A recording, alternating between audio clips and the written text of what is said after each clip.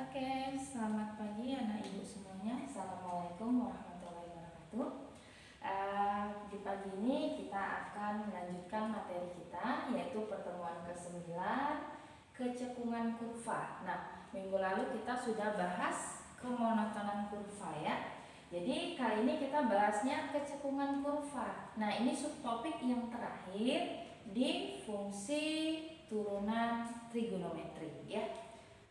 Jadi kalau kita cerita kecekungan kurva sesuai dengan teorema kecekungan, bahwa yang namanya suatu kurva dikatakan cekung ke atas ya. Kurva dikatakan cekung ke atas apabila memenuhi siapa? Memenuhi persyaratan bahwa turunan keduanya harus lebih besar daripada 0. Ini dia. Nah, kalau ada kurva cekung ke atas, maka ada lawannya, ya. Kurva cekung ke bawah. Jadi ada kurva cekung ke bawah. Nah, ini gimana nentuinnya? Kebalikan dari cekung ke atas, bahwa turunan kedua kurva harus lebih kecil daripada 0. Nah, biar lebih memahami yang mana sih cekung atas, cekung bawah, kita lihat contoh soalnya ya. Kita akan bahas contoh soal. Nah, yang pertama. Oke. Yang pertama di sini soalnya, tentukan interval kurva fx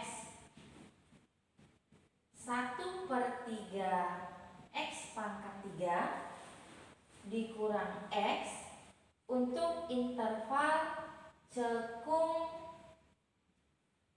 ke atas dan cekung ke bawah. Oke, ini kita bahas terlebih dahulu mengenai fungsi aljabar. Nah, diketahui tadi fungsinya adalah 1/3 x pangkat 3 dikurang x. Oke, nah di sini kita turun sebelum menemukan turunan kedua, maka melalui proses turunan pertama terlebih dahulu. Masih ingat ya, pangkat dikali koefisien. X pangkat 2 dikurang 1. Benar. Maka nanti kalau dia minta cekung ke atas,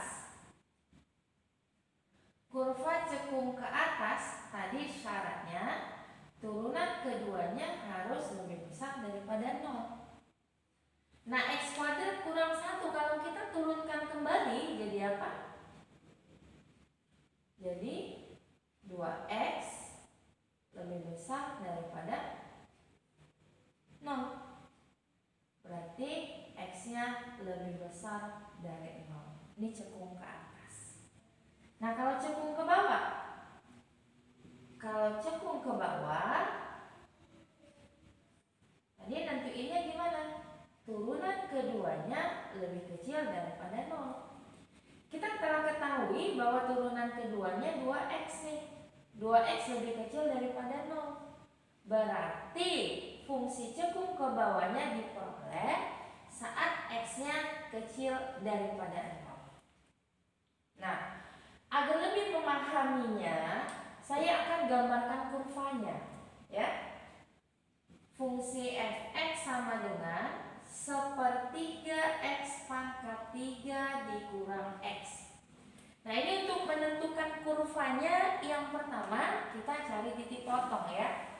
Keluarkan x-nya, berarti 1/3 x kuadrat dikurang 1 sama dengan 0 ya. Titik potong sungguh x, y-nya 0. Nah, di sini kita peroleh 0. Di sini berapa ini? X kuadrat sama dengan 3 3, berarti X-nya plus minus akan 3. Oke, kita gambar ya. Jadi di sini ada 0, lalu di sini 1, 2, dan 1, oke, min 2.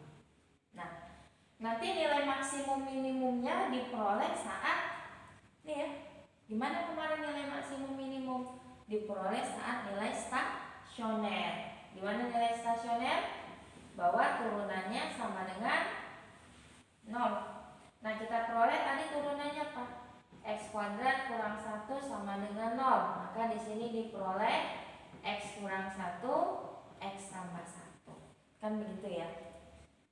Di sini X-nya 1 dan min 1.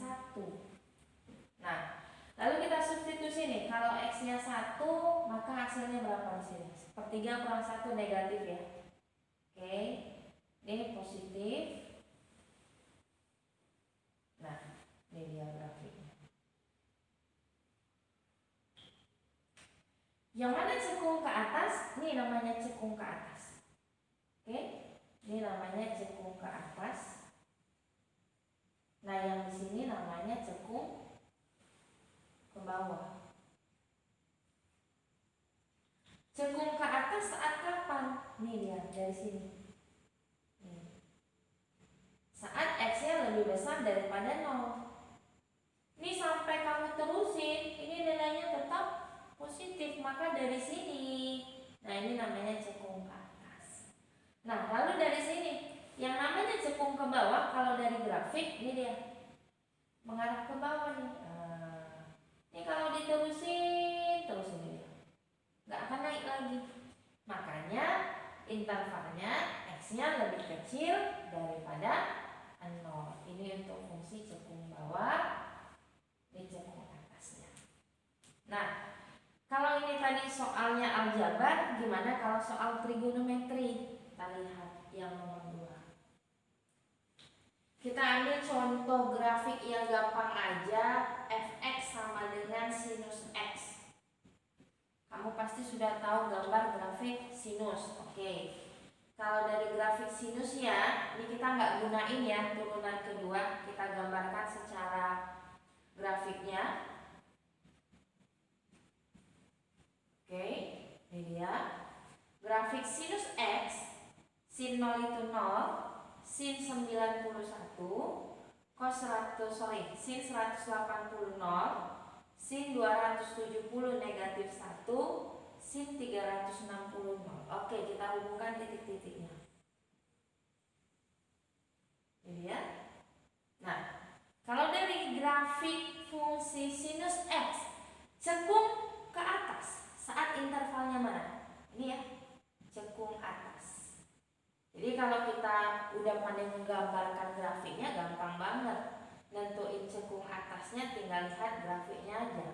Cekung ke atas pada interval berapa? 180 hingga 360. Lalu yang di sini namanya cekung ke bawah. Saat interval berapa?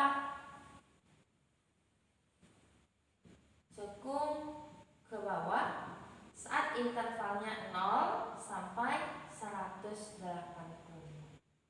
Nah, ini dia cekung ke atas, cekung ke bawah. Kalau kita lihatnya dari grafiknya. Nah, sekarang kita mau ngebuktiin ini dari grafiknya sama nggak ya hasilnya dengan turunan kedua. Kita lihat. Nah, fungsinya sinus X berarti turunan pertama, turunan sinus apa? Kosinus ya. Bagus. Lalu kita akan gunakan turunan kedua nih. Turunan cos apa? Negatif sin X. Nah, untuk yang namanya kurva cekung ke atas, syaratnya tadi turunan kedua harus lebih besar daripada 0. Berarti negatif sin X lebih besar daripada 0. Nah, ini kedua ruas dikali minus nih. Maka berapa? Sin X-nya lebih kecil daripada 0. Kamu tahu kan nilai sinus yang lebih kecil daripada 0 berada di kuadran 3 dan 4. 280 dengan 360.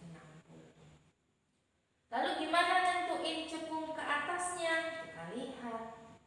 Kalau dia cekung ke atas tadi sudah dapat, cekung ke bawahnya, turunan keduanya harus lebih kecil daripada 0.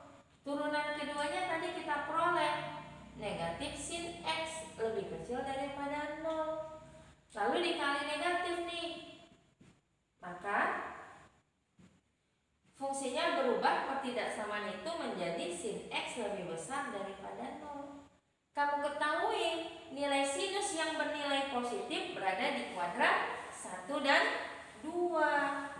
Maka intervalnya antara 0 sampai 180. Ternyata dengan menggunakan turunan kedua dan grafik hasilnya sama. Bebas ngerjainnya, yang penting kamu paham mana yang dimaksud kurva cekung ke atas dan cekung ke bawah. Oke. Demikian materi kita pada hari ini. Semoga bermanfaat untuk anak ibu. Tetap semangat di rumah. Assalamualaikum warahmatullahi wabarakatuh.